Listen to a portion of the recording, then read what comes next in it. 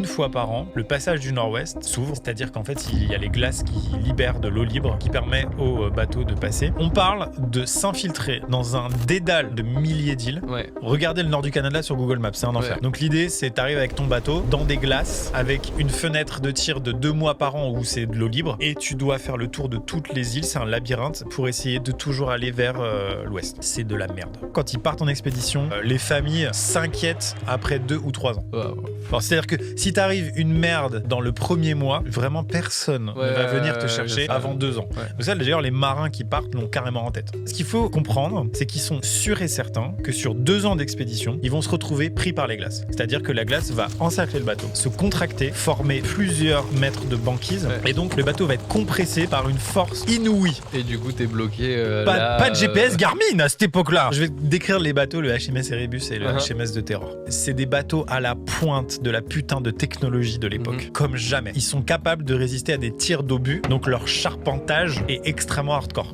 Et ils ont été renforcés avec du métal, en plus de ça. Ok. Ça veut dire qu'ils sont faits pour l'époque, pour l'Arctique et pour la glace. C'est un truc de malade. Ouais. Ils sont confiants comme jamais. D'ailleurs, l'approche de cette expédition, c'est en mode non mais on part avec l'iPhone 16 Pro Max quoi. Qu'est-ce qui peut nous arriver? Donc, Sir John Franklin, il dirige l'expédition.